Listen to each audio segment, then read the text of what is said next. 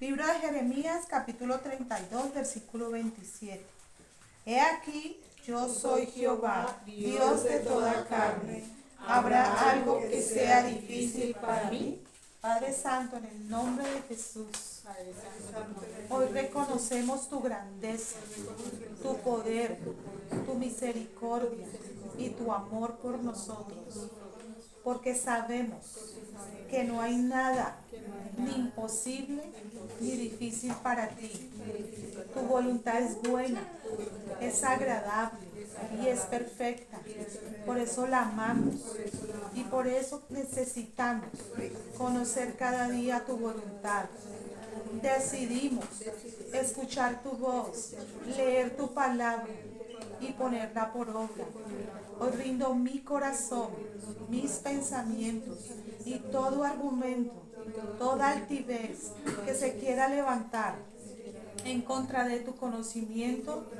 Llevo cautivo a tu obediencia, Señor Jesucristo, mi corazón, mis pensamientos, mis emociones y mis sentimientos, para que en el Espíritu me enseñes, me guíes, me hables y me muestres tu voluntad.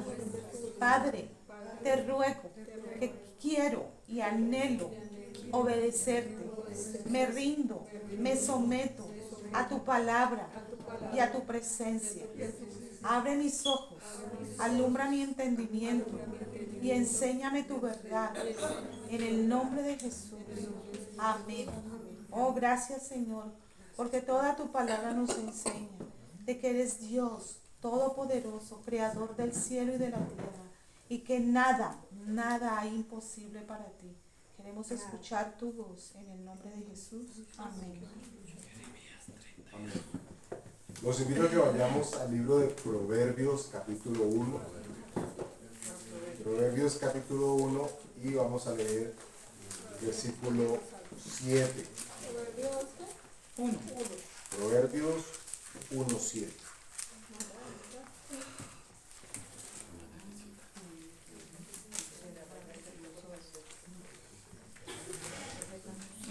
Proverbios capítulo 1, versículo 7.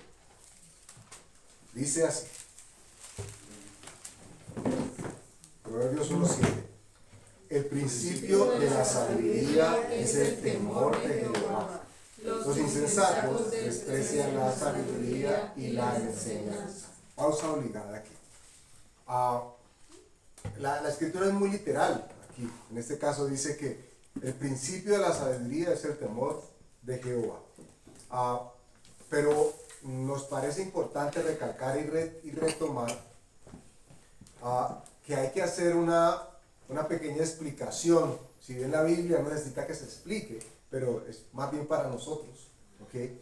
A propósito de lo que es sabiduría, pero lo que está asociado con la sabiduría según la Escritura, porque aquí dice que el principio de la sabiduría es el temor de Jehová. Ahora, para que procuremos hacer un paralelo en la explicación o en el esbozo del mensaje, ustedes recuerden que cuando hablamos, pensamos o escuchamos de la fe, hay un versículo o hay una escritura que nos da información acerca de qué es la fe, ¿cierto? ¿Qué es la fe? La fe es la certeza de lo que se espera, la convicción de lo que no se ve. Y luego, a propósito de cómo obtener fe, la escritura también nos da unas pautas muy claras, ¿cierto? Que dice que la fe viene por el oír y el oír por la palabra de Dios. Bueno, aquí es muy parecido la manera como la escritura expresa y esboza la intención del mensaje que quiere transmitir, particularmente con la escritura que acabamos de leer. Porque dice que el principio de la sabiduría es el temor de Jehová. Pero, ¿qué es el temor de Jehová? Tendría que ser la subsecuente pregunta que viene después de encontrarnos nosotros con esto, ¿cierto? Porque, ¿qué hace al hombre o a la mujer sabio? ¿Qué lo hace ser sabio? Desde el componente bíblico. Andrés, pues yo tengo otra pregunta antes. ¿Qué es el principio? ¿Como el inicio o como la base?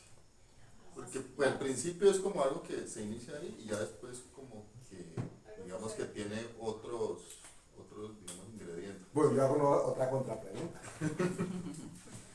¿Cuál sería la diferencia entre el principio y la base? Nada, los dos son un son muy parecidas, ¿cierto? Son sinónimos, ¿ok?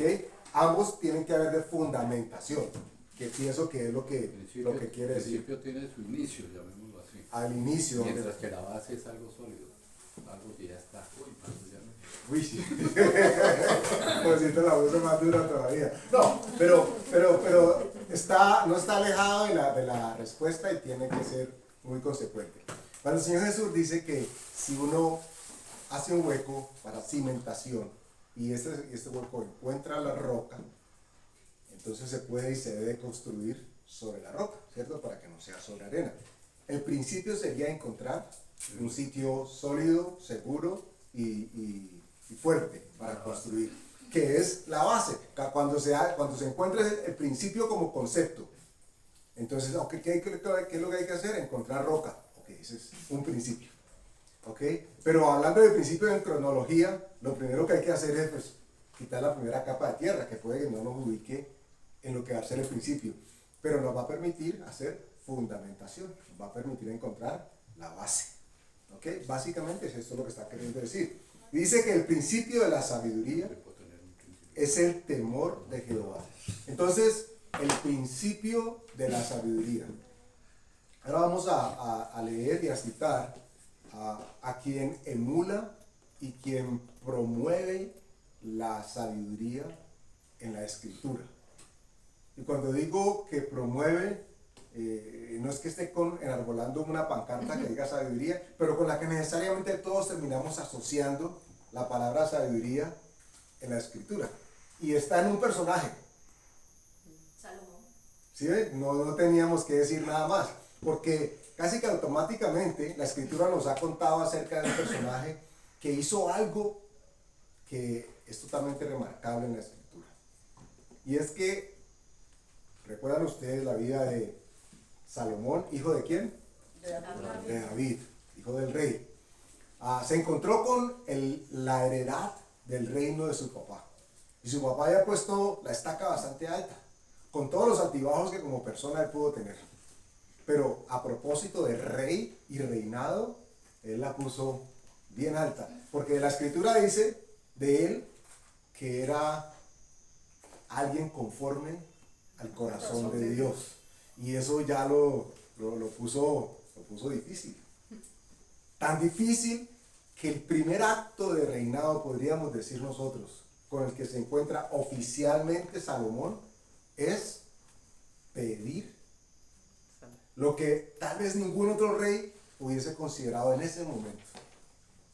Y tiene o retoma lo que ustedes acaban de mencionar en términos de base y principio.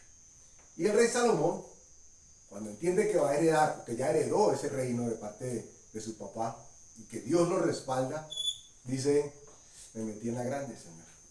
Además es como una de las personas que como lo que uno ha deseado, que me aparezca Dios y me diga qué quiero. Él se le apareció Dios y le dijo, pídeme lo que quieras. Imagínense que se le aparece Dios al rey y el rey dice, yo quiero pedir algo. Y Dios está esperando, la Escritura lo dice literalmente, lo que quieras. Lo que quieras. Y si a nosotros nos hicieran una pregunta en estos momentos, ¿qué harían ustedes con, qué sé yo, 10.000 millones de pesos? ¿Cuánto? 10.000. Bueno, 20.000 pesos, vale. Pues. Ya que le gusta pensar, 20.000 millones de pesos. Entonces usted, en este momentico tal vez algunos han pensado, uy, yo si tuviera X cantidad de dinero haría esto, esto y esto y esto. ¿Cierto? Pensaría uno que la posesión, en este caso material, tendría que tener algún tipo de garantías que ofreciera salidas y obtener cosas. El problema que ¿Qué tendría uno que hacer antes de pedir la plata?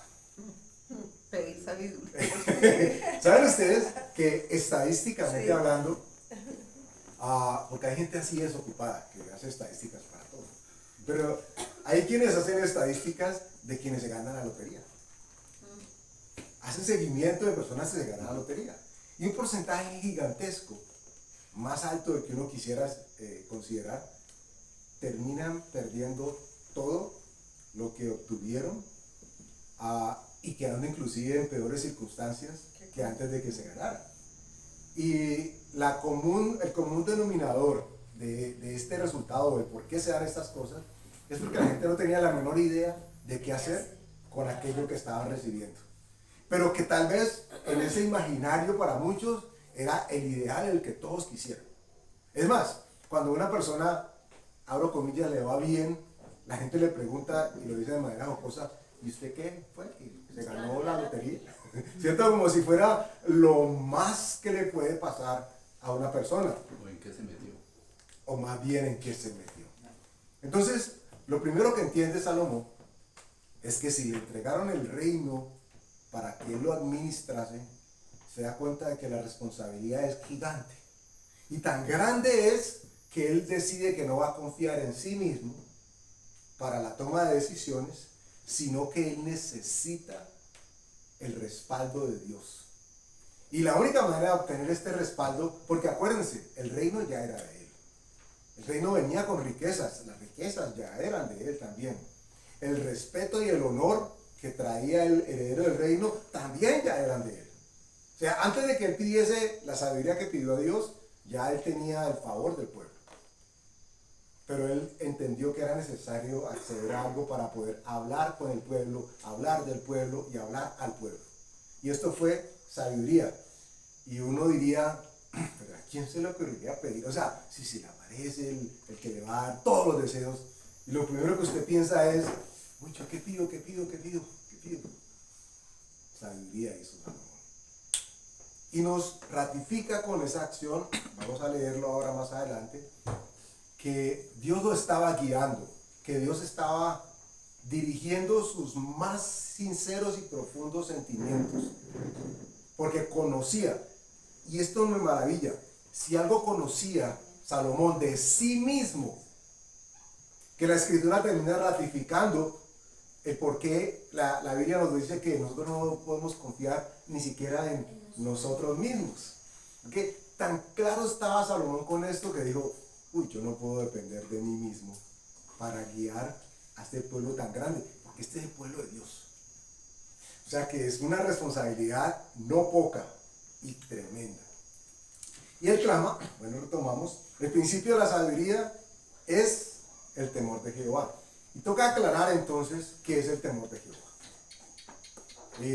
Porque el concepto religioso con el que muchos de nosotros crecimos está asociado al miedo. Y por supuesto, ir en contra de lo que Dios dice debería provocar miedo, claro que sí.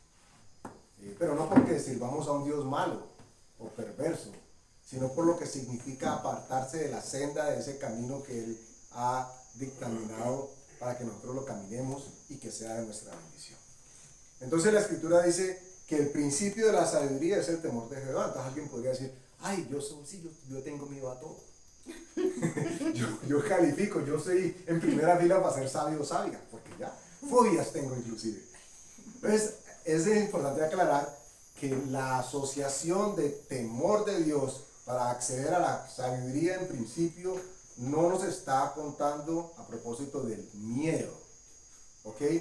Si ustedes o nosotros todavía tenemos algún atisbo de miedo en la búsqueda y en el encuentro, en la comunión con Dios, es algo que nosotros tenemos que solucionar y deliberarnos, porque estaríamos cayendo se me escapa en este momento cuál es el término, cuando el opresor termina generando sentimientos de amor en el oprimido. Hay un concepto con los secuestrados que digamos que algo parecido. Imagínense ustedes que entonces tendríamos nosotros que demostrar amor y sumisión contra aquel que nos oprime, contra nuestro opresor, contra el Dios malo, al que hay que temer, al que si nos equivocamos nos cae con todo el peso de su ley. Y eso es algo que tenemos que revalorar. No es ese el Dios que vino a mostrarnos Jesús de Nazaret. Es probable que haya sido el Dios que vendieron las religiones y que por causas diversas pueblos sufrieron consecuencias asociadas con ese miedo, ese pavor que infundía quien se apartaba de los caminos de Dios. Pero entonces, claro que nosotros para acceder a la sabiduría no necesitamos tener fobias. Hasta este momento ya está un poco más claro. Vayan por favor ahí mismo en Proverbios al capítulo 8. Porque la Biblia, como es tan hermosa y tan preciosa, aplicando los conceptos hermenéuticos, que ya saben que la hermenéutica lo que significa es que la Biblia se interpreta a sí misma. La ciencia de interpretación de la Biblia que descubre que la Biblia se interpreta a sí misma. Imagínense, no estudiar todo el tiempo para llegar a la conclusión que le digan, no, usted todo lo que tiene que hacer es dejar que la Biblia lea. Básicamente ese es el concepto de hermenéutica. Entonces, leímos en capítulo 1 que el principio de la sabiduría es el temor de Jehová. Necesitamos saber cuál es el temor de Jehová para saber si es la fobia o el miedo, y entenderíamos seguramente que no. Por favor, vayan al 8 y leamos del 11 al 13. Amén. Dice, porque mejor es la sabiduría que las piedras preciosas y todo cuanto se puede desear. Una pausa obligada, perdón, me devuelvo al mensaje que tuvimos el martes pasado, no sé si ustedes lo recuerdan, donde mencionábamos que el Señor Jesús decía, o la Biblia nos decía, que nuestra fe era de lejos mucho más valiosa, más preciada que el oro. ¿Okay? Que si le pudiésemos dar un valor al hecho de tener fe en el Señor Jesús, nos harían ya hombres y mujeres totalmente, ni que millonarios, multimillonarios, y ni siquiera esos ricos. Esa fue la conclusión a la que llegamos. Entonces dice aquí que es mejor la sabiduría que las piedras preciosas. Y obviamente la ecuación a nosotros nos la han vendido distinta, ¿no? Si obtenemos las piedras preciosas, entonces seguramente vamos a ser considerados como sabios, totalmente ajeno a lo que la Escritura dice. Versículo 12. Yo, la sabiduría, habito con la cordura y hallo la ciencia de los consejos. Segunda pausa obligada. Si alguna vez usted ha considerado hacer uso de una técnica de lectura y de descripción que tiene que ver con personificación, es decir, darle la característica de persona a alguien o a algo que está siendo descrito, que está dando una narración, este es un momento para que usted lo considere, lo medite, lo reflexione, porque de la nada, abro comillas, porque está en todo, pero de la nada, la sabiduría cobra forma, cobra cuerpo, cobra mente, cobra deseo, cobra raciocinio. Oh, espérate un momentico, o sea, el principio de la sabiduría es el temor de Jehová, ok, ya, entonces no fobias, listo, ya lo tenemos claro. Pero ¿y cómo así que la sabiduría ahora nos va a hablar? O sea, ya no es algo, sino que es alguien. Y esto nos debería poner a pensar con mucho deseo y con mucho optimismo. Lean de nuevo el 12. Yo, la sabiduría, habito con la cordura y hallo la ciencia de los consejos. Ahora, ¿quién está hablando? La sabiduría, ¿cierto? 13 dice, el temor de Jehová es aborrecer el mal. Paren allí. La Biblia nos dice abiertamente, cuando expresa el principio de la sabiduría es el temor de Jehová. Y ahora, para que no quede lugar a dudas, nos dice qué es lo que es el temor de Jehová. Y empieza diciéndonos abiertamente, es aborrecer el mal. Ah, ok. No tiene nada que ver con fobia, no tiene nada que ver con escondernos al mejor estilo adámico, cuando se encontró descubierto por haber desobedecido a Dios. Eso se produce y eso lo produce el ser humano, pero no tiene nada que ver ni está asociado con ser sabio o no, porque entonces todos los fóbicos serían los sabiondos. Imagínense. El temor de Jehová es diferente al miedo, porque el miedo en sí trae castigo, como dice Juan. Es el miedo a ser castigado, es el miedo a que por lo que yo hice tenga una consecuencia y que Dios me castigue. O sea, eso es un acto religioso que se encargó la misma religión de hablar de castigo. Por eso, no sé si ustedes alcanzaron a a confesar con un cura y él lo mandaba a uno a unas estatuas a rezar Ave María y Padre Nuestro. Yo llegué a hacer eso cuando iba a hacer la primera comunión, porque me dijo que yo era pecadora. Yo tenía 9 años y que yo era muy pecadora, entonces que tenía que ir entonces es ese Dios castigador, ese es el miedo que nos han enseñado de que yo no hago esto por miedo a que me castiguen. Pero lo que pasa es que sigue habiendo en el fondo del corazón el deseo de pecar y de hacer lo malo. Aunque tengo miedo, pero lo voy a hacer. Me voy a enfrentar con ese Dios castigador y que me importa que Él venga y me dé un pau. Este es un temor de Dios, un temor no al castigo, sino a la reverencia de qué significa. Yo ya conozco el mal, yo ya conozco lo malo que a Dios le parece malo. Entonces, a eso que a Dios le parece malo, a mí también me tiene que parecer malo. Y es en ese temor reverente que yo me voy a apartar de hacer lo malo delante de Él. Así esté sola y que nadie me ve. Continuamos literalmente. Versículo 13 dice, el temor de Jehová es aborrecer el mal. Ahora, aquí vamos a hablar de aborrecimiento, de aborrecer algo, ¿cierto? De detestar. Uy, qué feo que es eso. Segunda parte, la soberbia y la arrogancia, el mal camino y la boca perversa aborrezco. O sea, literalmente la escritura nos está diciendo que el temor de Jehová es igual a aborrecer el mal, aborrecer la soberbia, aborrecer la arrogancia, aborrecer los malos caminos, ¿ok? Aborrecer la boca perversa. Ok. O sea que si yo digo que temo a Jehová, que soy temeroso de Dios, no estoy hablando de que le temo a Él como persona, sino que lo que tiene que manifestarse en mi vida es el temor, o sea, aborrecer, apartarme de. Pongámosle el repudio, digamos, por el repudio sería también apropiado decir. No lo quiero ni ver. ¿Qué?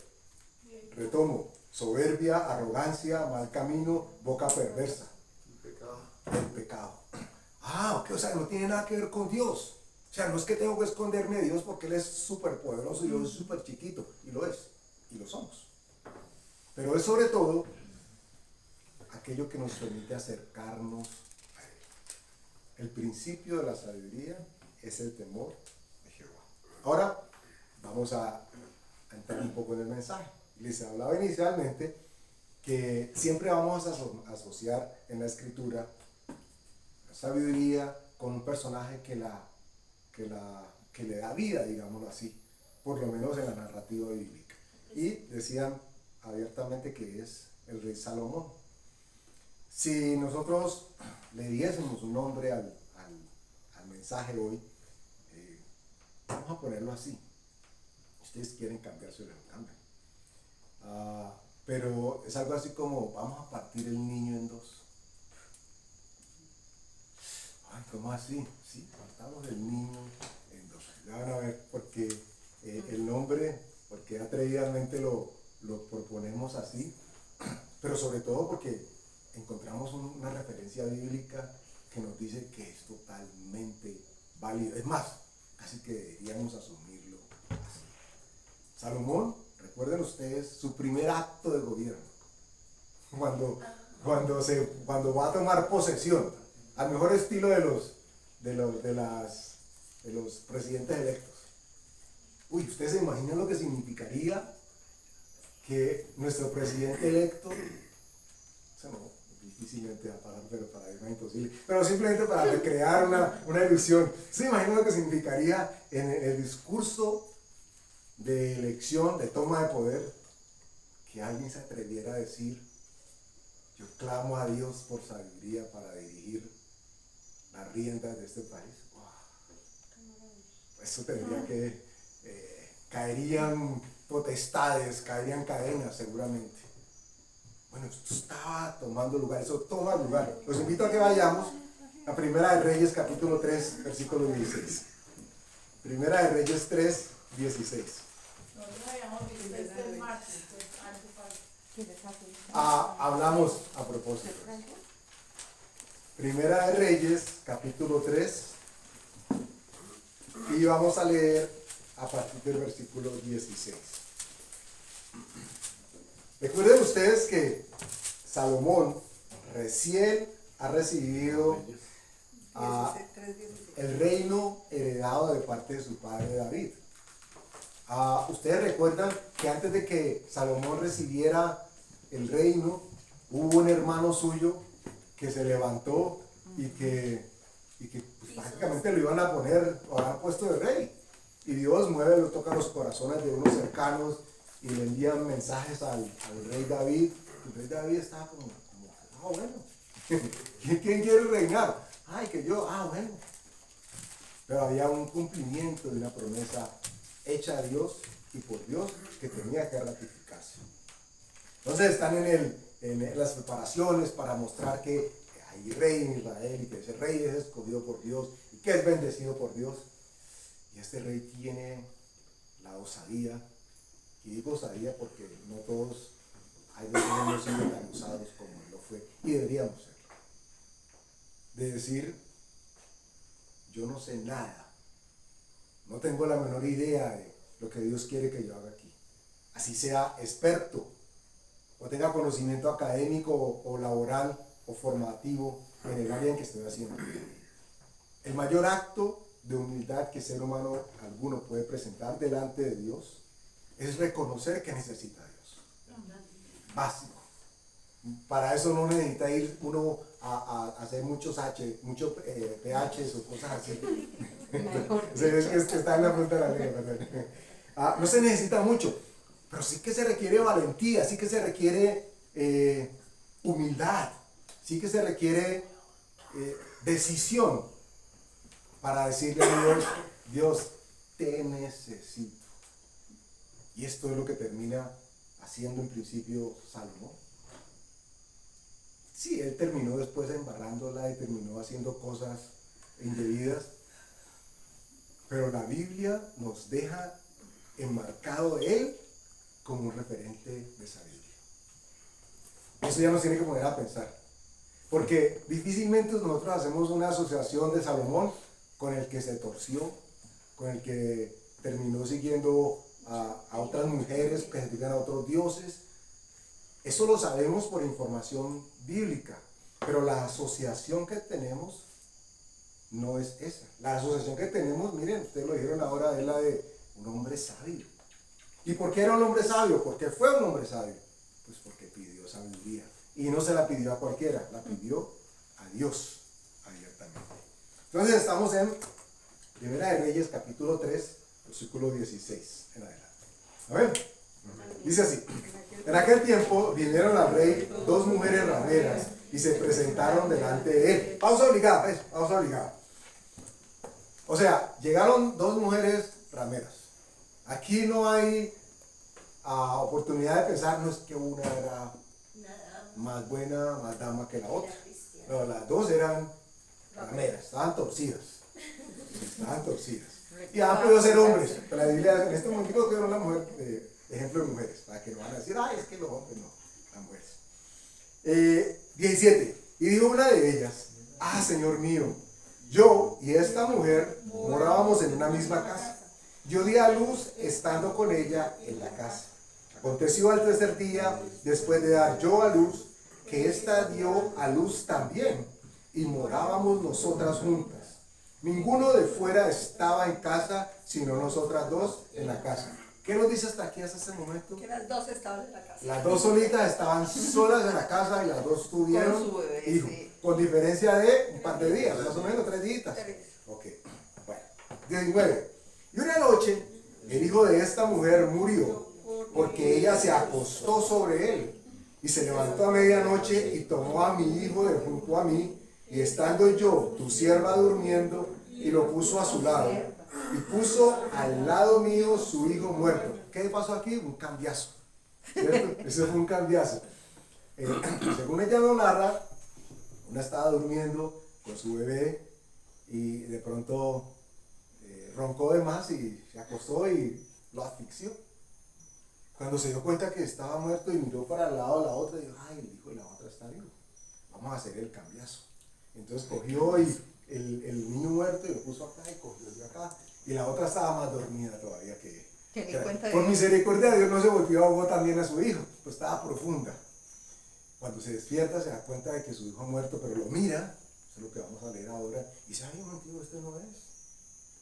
Pero la otra dijo, no, señora, este es mi hijo. No me lo toque. Versículo 21. Y cuando yo me levanté de madrugada para dar el pecho a mi hijo, he aquí estaba muerto. Pero lo observé por la mañana y vi que no era mi hijo, el que yo había dado a luz. Entonces la otra mujer dijo, no, mi hijo es el que vive y tu hijo es muerto.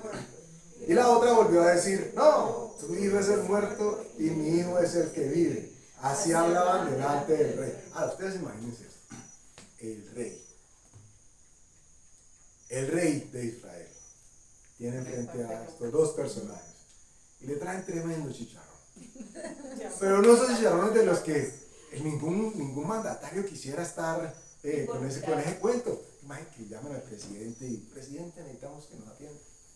¿Y cómo le parece que es que esta mujer me quitó a mi marido? Algo así. Por favor, guardemos las proporciones. Sí, estamos hablando de un niño que había muerto. Sí. Pero eran cosas, casi que cosas del pueblo. Y domésticas sería la palabra. Se las llevan al rey. Y el rey seguramente, o la gente diría, ay, para eso lo pusieron de rey. Sí, para poder aclarar esas cosas tremendas. Qué lío que metió. Porque si hubiera dicho una o la otra, uy, ¿qué pasaba con ese niño? Y no existía en ese entonces el bienestar familiar, ni nada, ninguna de esas agencias que hubiera dicho, ay, nosotros lo cogemos. No importa, entreguen lo que lo criamos. Dice que empezaba a reclamarse la una a la otra. 23. El rey entonces dijo, esta dice, mi hijo es el que vive y tu hijo es el muerto. Y la otra dice, no, mas el tuyo es un muerto y mi hijo es el que vive. Imagínense la profundidad de reflexión que estaba haciendo el rey. Él estaba retomando. Dijo, a ver, ¿cómo es la cosa aquí? Es que la una dice que su hijo estaba muerto y que el otro ahora está vivo. Ya. ¿Cómo empieza uno a notar en cosas muy sencillas aparentemente, aunque esto no lo era tanto, pero sí lo que quiere dar como mensaje, en cómo se manifiesta la sabiduría que ya Salomón había clamado y había pedido y que había recibido ya de parte de Dios? Porque mientras ellas están en ese tira y encoge de fuiste tú, no yo, tú, sí, tú, no, tú, así, fea. ¿Cierto? Como un par de niños, podríamos decir que estaban jugando allí. 24 dice, y el rey dijo, traedme una espada. Trajeron al rey una espada. ¿Se imaginan cuando el rey mandó a pedir la espada y estaban las dos y, ay, se le van a dar pau, le van a dar un machete a las dos? Hubieras quedado callada, yo te lo había dado, seguramente hablaban entre ellos. Pero el rey mandó a traer la espada. Eso tiene también un significado simbólico importante, y ahorita haremos la referencia. Versículo 25. Enseguida el rey dijo, partid por medio al niño vivo y dar la mitad a una y la otra mitad a la otra. Imagínense, partan el niño en dos. Y uno dice, uy, ¿en serio? Esa decisión de ese man. Sí, ¿qué le pasó al rey? No que era tan sabio, no es que tenía tanta sabiduría y ¿cómo así? Y la sabiduría la va a manifestar pidiendo que partan al niño en dos. Uy, pero qué enseñanza tan profunda hay detrás de esa decisión que él toma, que por supuesto nosotros ahora conocemos, pero que ahorita procuraremos hacer un paralelo con lo que somos nosotros y lo que sucede a nuestro interior cuando es momento de tomar decisiones. Y cuando es la sabiduría de parte de Dios la que está allí diciéndonos qué, cómo, cuándo y qué hacer. En este caso entonces él dice, pásenme un bisturí. ¿Y este cree que es médico? No, lo vamos a partir en dos. Y es obvio, ya nosotros conocemos el contexto y el resultado de la enseñanza, pero es obvio de que quien verdaderamente era su mamá, ese instinto de mamá, no iba a permitir de que su hijo muriera. Estaba dispuesta a vivir sin él, estaba dispuesta a entregarlo a otra. Estaba dispuesta a deshacerse de ese derecho de maternidad que tenía, con tal de que su hijo viviera. Y cuando él dice el rey, partan los dos. Yo le decía que el mensaje estaba alrededor de partir al niño en dos. ¿Cuántas veces en nuestras vidas no nos hemos encontrado nosotros en circunstancias en las que se hace necesario partir al niño en dos? Y cuando digo partir al niño en dos, seguramente ni usted ni yo, por la misericordia de Dios, enfrentamos circunstancias parecidas. Pero ojo, aquí se trataba de tomar una decisión con sabiduría. Una decisión que ratificara que Dios estaba en el asunto. Y no está de más el mencionar que cuando nosotros tengamos necesidad de tomar decisiones delante de Dios y no tengamos mucho o mucha claridad de cuál es la decisión apropiada o acertada que debamos de tomar, hay algo que sí o sí nos va a marcar a nosotros seguridad frente a si lo que estamos haciendo o dejando de hacer es de Dios o no es de Dios para Él agradable. Y aquello que debería marcar ese punto de referencia tendría que ser lo que yo hago o voy a dejar de hacer. ¿Glorifica o no a Dios Todopoderoso? Repito, tengo que tomar una decisión. Humanamente hablando, tengo todos los argumentos para optar por A. Espiritualmente hablando, tengo argumentos para optar por B. Yo tengo la decisión de decir, porque tengo dos, estoy partiendo al niño, en este caso anulando la decisión a la mitad. Yo tendría que tomar la decisión basado en mi decisión a quién glorifica. ¿Es el nombre de Dios exaltado con la decisión que estoy tomando o con la que pienso tomar? Porque en este caso el rey partió en dos, 50 y 50. Y saben ustedes que la escritura es hermosa, por eso hablo de que se interpreta a sí misma. ¿Ustedes recuerdan que Hebreos 4 nos habla a propósito de la espada? ¿Qué es lo que es la espada? La palabra de Dios. ¿Recuerdan que porque la espada de Dios es Una espada de 2 filos. afilada en 2 filos, que penetra, que rompe, que discierne y que separa las intenciones del corazón, del espíritu, del alma, ¿cierto? Entonces imagínense que en este caso lo que el rey Salomón pidió simbólicamente fue la palabra. Aquello que Dios nos ha dicho a nosotros que tenemos que buscar sí o sí cuando nos encontremos a punto de tomar decisiones. ¿Qué me dice la palabra? Y la palabra, a diferencia de lo que muchos puedan pensar, porque a veces uno diría, es que tengo que buscar el versículo que ratifique aquello que yo quiero. No siempre funciona así. Es más, en muchas oportunidades funciona todo lo opuesto. Pero también nos encontramos con que a veces la palabra nos ratifica, nos da cosas a nosotros en las que decimos, ok, esto es bíblico, yo lo puedo hacer de esa manera, aunque quisiera hacerlo de la otra. Aunque mi alma, mi raciocinio, mi pensamiento me indicaran que debo irme por camino A, la escritura me dice por camino B. Entonces cuando yo tengo que tomar las decisiones, yo tengo que parar y decir, ok, yo no estoy claro, Señor, y si yo tomo esta decisión, ¿cuál de todas te va a glorificar más? A eso me refería con partir el niño en dos. La decisión partámosla en dos. Si hago A, me lleno en plata. Digamos que así. Me tapo en plata. Y si hago B, no me tapo en plata. Pero ¿cuál de las dos me da tranquilidad con respecto a tener temor de Dios? Ya habiendo entendido lo que es temor de Dios y a Dios. El rey Salomón tomó una decisión totalmente inesperada para el mundo, pero marcó un hito que significaba depender de Dios. Porque ¿saben ustedes qué termina pasando aquí en última? Si ustedes están de acuerdo conmigo, pueden estar de acuerdo, y si no, pues no están de acuerdo conmigo ya. Pero ¿saben qué es lo que termina saliendo de aquí? Que Salomón no toma la decisión. Usted no nota que no es él el que toma la decisión.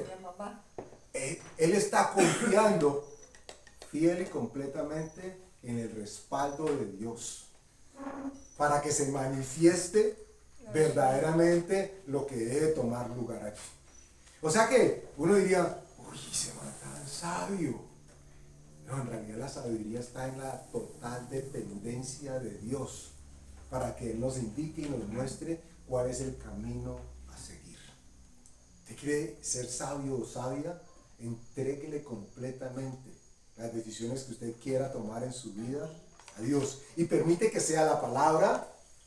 Pida la palabra, pida la espada, pídasela a su mente, pídasela a su corazón, al Espíritu Santo. Cuando va a tomar esa decisión, tráeme la espada, Padre.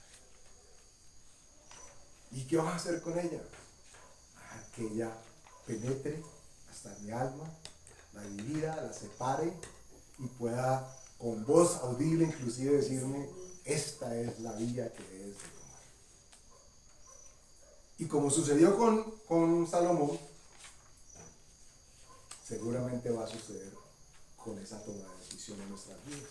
En el sentido de que vamos a ver la mano de Dios poderosa, porque la Escritura dice que nos tenemos que humillar delante de Dios. Y Él nos va a exaltar.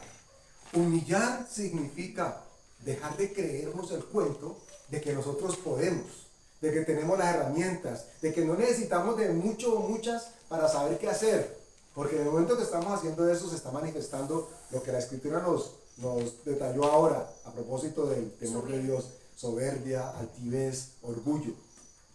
Pero entre más decimos, Señor, yo he vivido estas experiencias antes y lo que tal vez haría en esta ocasión es esto, si lo baso en mi experiencia. Pero Padre, quiero dejar todo eso como si fuera trapo de inmundicia, como hizo el apóstol Pablo, dejando todo eso como si fuera pérdida, y solamente quiero venirte a decir que necesito tu guía, Señor.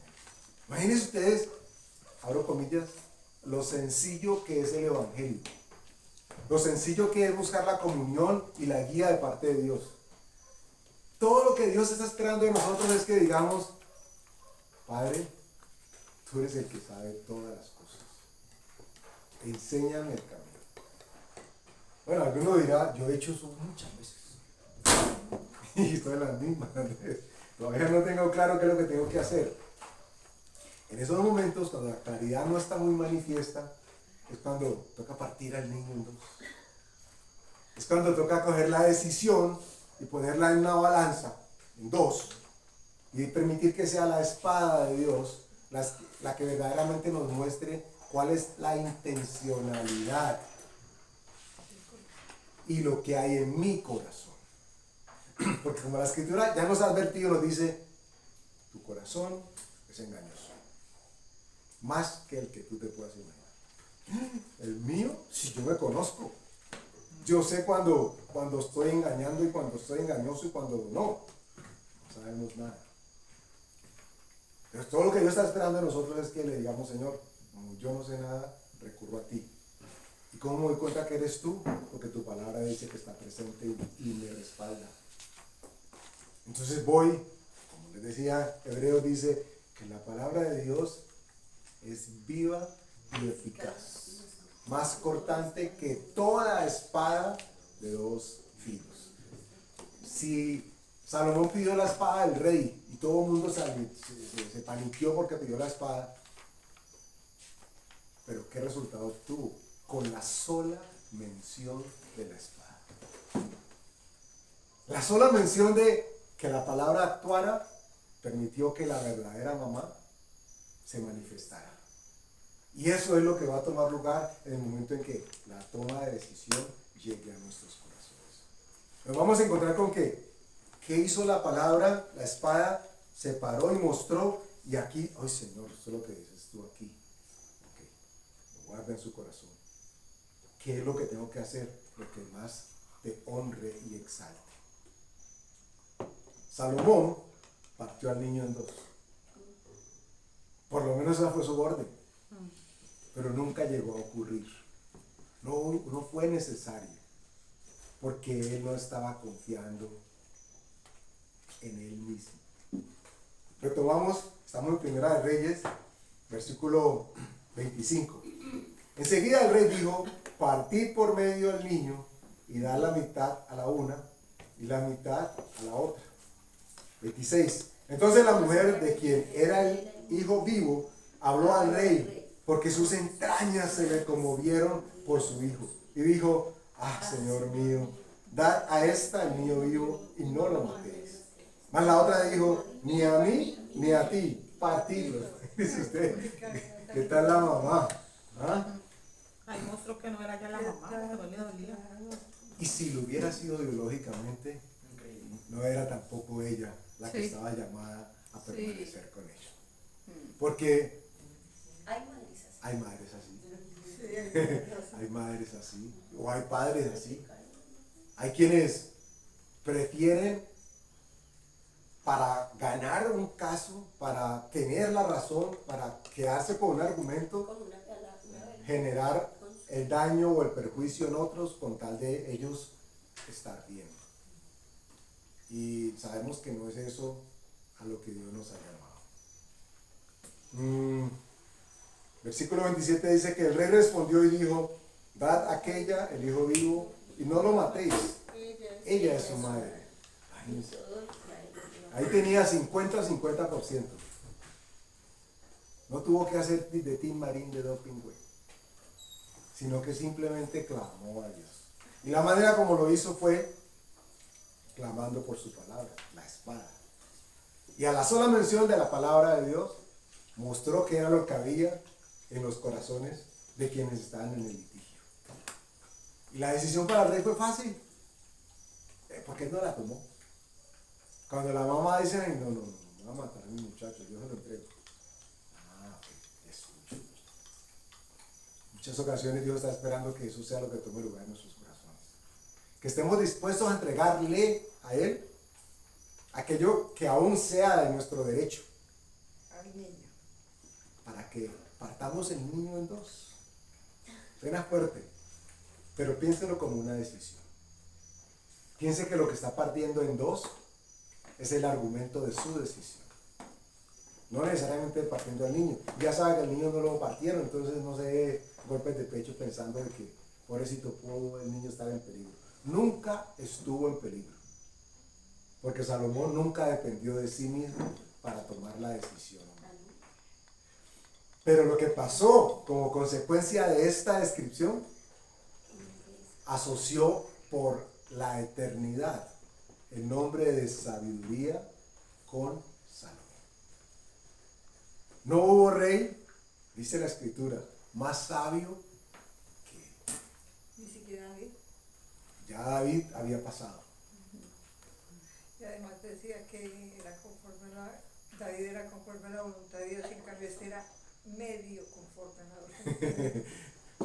Sobre todo lo que sí dice la escritura es que era muy sabio, tenía muchísima sabiduría. Pero ¿y cómo no? Si fue lo que pidió a Dios. Y luego Dios le dio riquezas y honra, que es lo que dice. Que no lo ha pedido, pero que toma nadie lo da. Se lo da. Para que ustedes se den cuenta el orden de prioridades y cómo son vitales cuando se las exponemos a Dios. Las riquezas y las honras son añadiduras. Pero entonces ayer yo hace tiempo me hice esa pregunta, ¿qué fue lo que le faltó a Salomón? Obediencia. Obedecer. Solo Y queda todo sinvergüenza. Solo obedecer, porque es que la obediencia es una voluntad, eso no es varita mágica ni es que somos unos robots para hacer, hacemos o no hacemos. La obediencia es una Sí, decisión. es una de fe. decisión, a él le faltó obedecer porque desde el principio él sabía que él no se podía meter con mujeres extrañas, eso lo decía la palabra, y él la primera esposa fue una egipcia.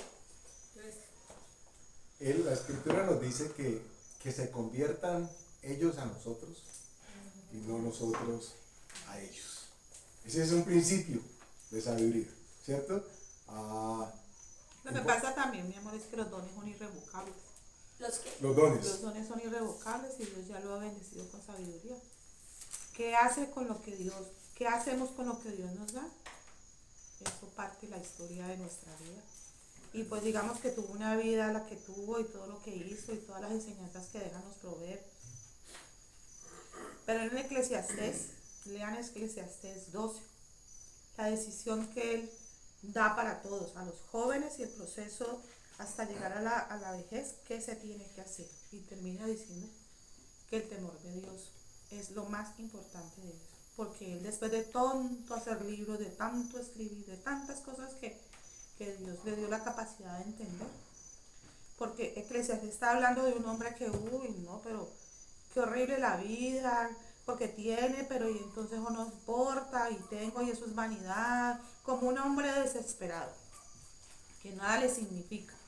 ¿Por qué? Porque ya no hallaba satisfacción en nada de lo que había logrado y conseguido, cuando la única satisfacción que se encuentra al final era temer a Dios y rendir su vida a Dios y en la voluntad de Dios, pero él no obedeció.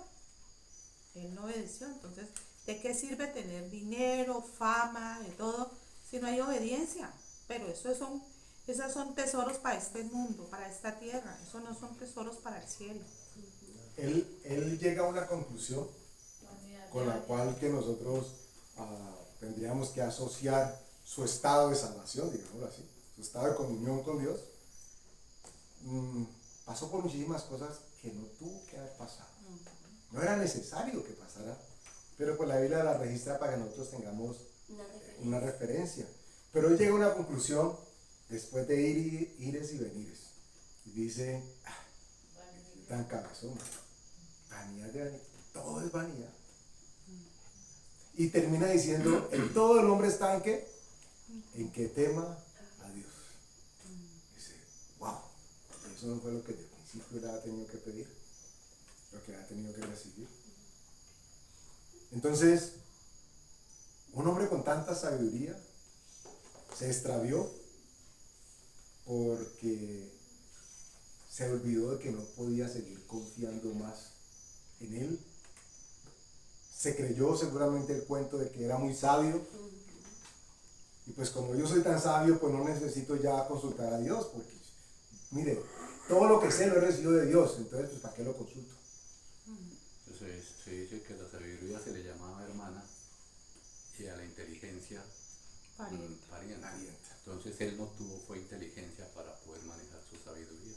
De hecho, gracias por la mención, uno podría decir que la ecuación es formación de Dios y aplicación de esa formación es igual a sabiduría. Es decir, si yo hago con la palabra de Dios lo que la palabra de Dios me dice que tengo que hacer, me convierto en un hombre o una mujer sabio. Pero si tengo la información de lo que la palabra de Dios dice y no lo hago, entonces no soy inteligente, por lo tanto no soy sabio. Por eso es que son parientas, la inteligencia y la sabiduría, porque la una va a hacer que el nombre de Dios sea exaltado sí o sí en las circunstancias de vida de cualquier uno. Yo también las palabras que iniciamos, el principio, la sabiduría o la base. La base. Entonces yo puedo tener el principio, pero si no tengo la base para poder sustentar ese principio, de nada me sirve el principio. Lo que tenemos que rescatar aquí es que al final de todo, él llega a una conclusión con la que todo ser humano tiene que enfrentarse en algún momento de su vida. Y Dios quiere que nosotros la enfrentemos tempranito, que la tengamos al principio de todo, para que no haya necesidad de pasar por todo lo que se pasó en ese caminar que tuvo. El fin de todo el discurso oído es este: teme a Dios y guarda sus mandamientos, porque esto es el todo del hombre. ¿Esto es qué? El todo del hombre, temer a Dios y guardar sus mandamientos, porque Dios traerá toda obra a juicio, juntamente con toda cosa encubierta, sea buena o sea mala. Hay momentos en nuestras vidas en los que vamos a tener que partir el niño en dos.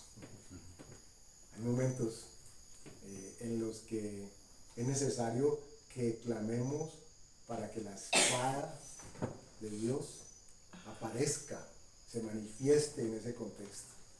Y ya sabemos que la espada de Dios no es juicio para sus hijos, no estamos hablando de juicio. La espada de Dios en este caso es discernimiento. Eso es lo que va a hacer su palabra. Nos va a traer discernimiento. Va a poder descubrir cuáles son las verdaderas intenciones de nuestro corazón. Estos días escuché una prédica, pero pues en el inicio decían cómo aprender a discernir si algo es de Dios. Y me encantó un ejemplo que pusieron porque decía que era como cuando una persona manejaba dinero todo el tiempo, solo con verlo, tocarlo, ya sabía qué era. Entonces era que pasaban tantos billetes por su mano que en el momento que había uno diferente, podía saber si estaba bueno o mal. Entonces decía que si nosotros pasamos todo el tiempo la palabra por nuestras vidas, si la tenemos, la leemos, la conocemos, la vemos, la tenemos permanentemente, vamos a poder aprender a discernir lo bueno de lo malo. Y eso me pareció un ejemplo como tan chévere, porque es verdad, o sea, empieza uno a escuchar, a entender, a verla y una vez y otra, y finalmente empieza a darse cuenta que es algo que se vuelve natural, porque le dijeron, bueno, ¿y cuál de estos, y cómo te diste cuenta que este billete era malo? Pues porque he manejado tantas veces el dinero que es algo natural ya, o sea, te das cuenta fácilmente si es o no. El ejemplo es perfecto para entender el por qué nosotros no dependemos de nosotros mismos, sino de lo que la palabra de Dios haga. Yo atrevidamente generaría una reflexión con el ejemplo, porque el ejemplo per se ya nos está hablando de tacto, ¿ok? La persona que está encargada de discernir la validez o no del billete está dependiendo de su tacto, de ese ejercicio que ha cultivado con el tiempo. Pero ¿y qué pasa si el tacto no es el adecuado? ¿Qué pasa si por alguna enfermedad, por alguna alergia, qué sé yo, ya no tiene ese tacto, se le puede escapar? Por eso la Escritura, en nuestro caso, como hijos de Dios, nos recuerda y nos aviva, nos insta a aligerar o alistar más bien nuestro oído. Porque por las palabras que escuchemos, no vamos a depender de nuestros sentidos para llegar a la conclusión si esto es o no de Dios. Porque la palabra de Dios va a manifestarse sí o sí cuando la escuchemos. Y puede que esté muy, muy adornada, puede que esté muy perfumada, pero algo de lo que escuchemos nos va a decir, pero ojo, porque no todo lo que nos dicen aquí es tan bonito. Entonces, le añadiría al testimonio la no dependencia de nuestras emociones para determinar si esto es o no, porque entonces todo dependería de la experiencia. Claro. Y es delicado. Yo sé que esa no fue la intención del testimonio o el ejemplo, por supuesto que no, pero es importante que nosotros sí lo tengamos en cuenta. No es de nuestra experiencia. No debería existir tal cosa en un ministerio, en un pastorado, en una consejería. Es que no, mire, a mí se me ha presentado esto ya 50 veces.